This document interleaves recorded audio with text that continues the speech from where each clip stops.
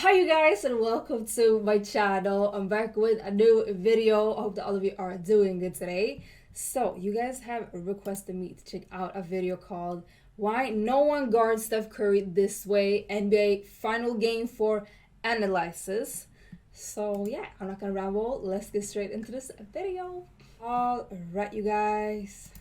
After 4 scintillating games of the 2022 finals, Steph Curry is averaging 34 points a night on smoking hot 66% true shooting, by far his highest scoring volume in any of the 26 playoff series he's played in his career. And while he's added strength and tightened his handle to deal with all kinds of ball pressure, there's a major tactical reason why Curry's scoring in this series has blown away any of his previous finals performances.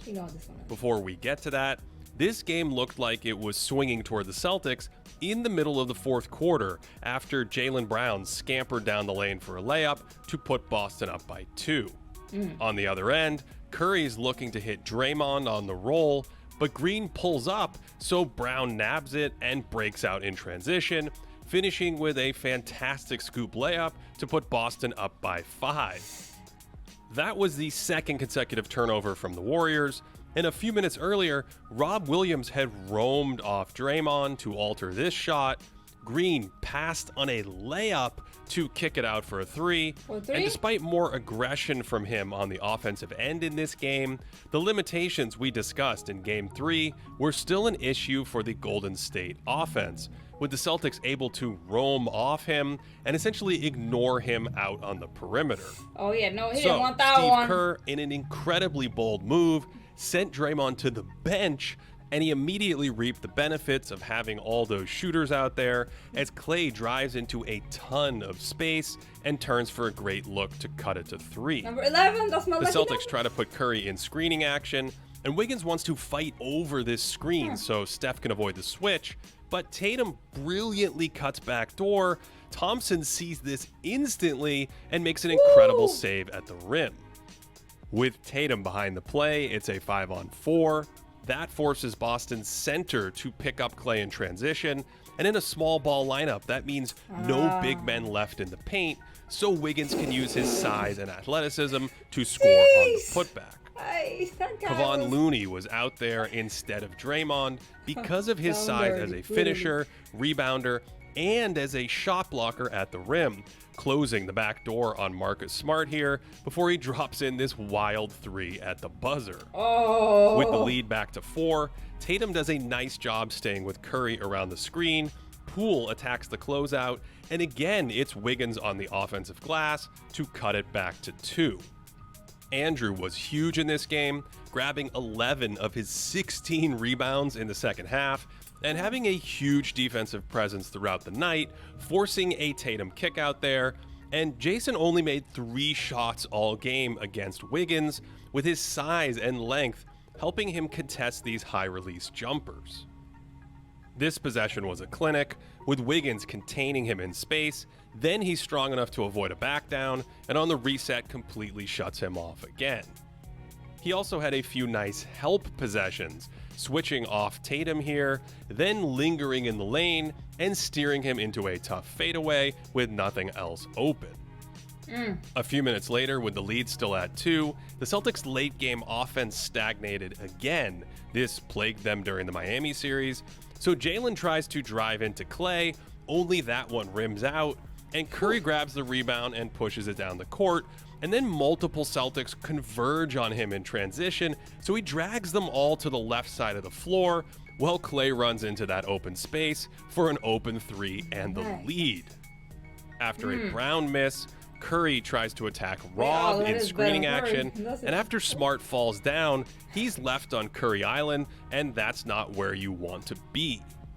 This mismatch hunting has defined the series for Curry, consistently attacking Boston's big men in pick and roll, and the Celtics do not want their centers dancing outside with Steph.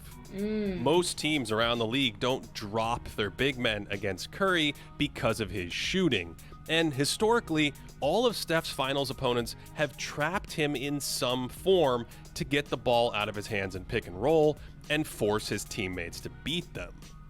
the Cavs didn't always blitz him, but they did have their bigs up at the screen to take away Curry's pull-up shooting, then stay with him until he passed.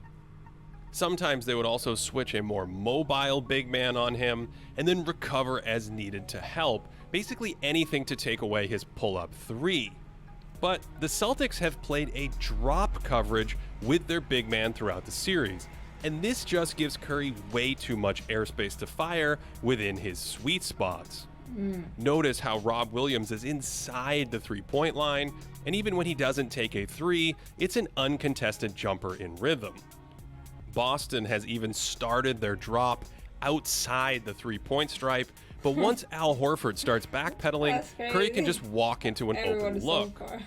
This puts a ton of pressure on Steph's defender to get through the screen and push him downhill.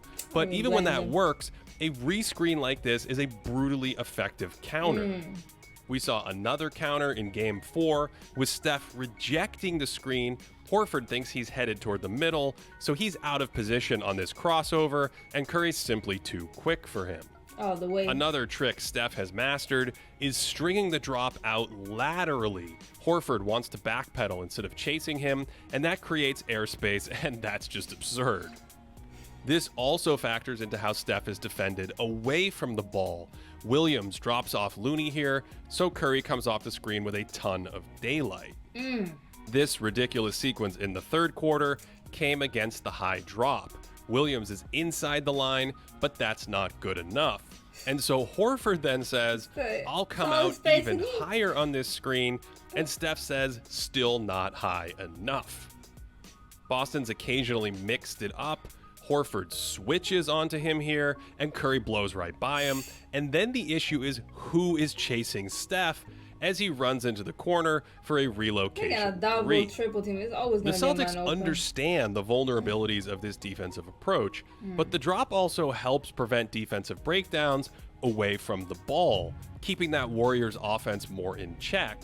Since it's only the big men that drop, these pick and rolls can also leave Draymond standing in the corner. And as we discussed in the previous video, he's a non-factor in that spot. Additionally, when teams send two defenders to Curry, it unleashes Draymond's short roll passing. But the drop, by design, takes that off the table since the dropping defender stays between Draymond and the basket. So yes, Curry's scoring has been dazzling, and in particular, he's lit up the Celtics big men in all 4 games. But that's part of the reason why Draymond was on the bench in a 3-point game late in the fourth quarter, while Curry danced around to put the Warriors up 3. Green did have a really strong defensive game, disrupting a number of high-leverage passes, which led to Celtics turnovers and turned defense into offense. So, with 3:41 left in the fourth, Kerr sent Green out there for his defense, and after another Tatum miss over Wiggins, he ingeniously called timeout to sub Draymond back out of the game so he could put Poole in for offense. After the timeout, the Celtics switched the pick and roll, and this time Horford is able to hold his own and force a miss out of Curry, but a whistle lets Kerr bring Green back in for the next defensive possession. And that was important because with Brown isolating on Clay, it's Draymond that slides over to help, then immediately closes to the corner to bother Smart, and after an offensive rebound, they work the ball back around again to Marcus, and look who's there for another contest. A minute later, Curry repaid Derek White for his Game 1 facial, and suddenly it was a 6-point lead. Boston would have an answer after this Tatum kickout finds Horford for a corner 3, and then, fittingly, with the game hanging in the balance, the Celtics actually trapped the Curry ball screen. Draymond sprang free on the short roll and found Looney for a layup to ice the game for the Warriors.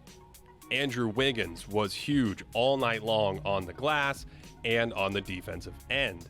And Steve Kerr pressed all the right buttons with those offense to defense substitutions down the... What's a glass in 2K? Didn't go well. I feel so bad for my teammates to this day. Stretch. But it was Stephen Curry's sublime shooting en route to 43 points, 10 rebounds, and 7 made threes that turned the tide in Game 4, sending the series back to the Bay at 2 games apiece. If you want to work in basketball, I have the place for you. It's Sport. Oh, okay. Some recommendations for you guys if you need a job. I think that was the video though. I was very quiet. I apologize. I forgot that we filmed for a second. I was so into the video. It was very interesting. I will have the original video down in the comments. I really enjoyed it. But I still hope that you guys enjoyed it as much as I did. Leave a like, a comment, subscribe, all the good stuff. And I will see you in the next video. Thank you so much for watching. Bye.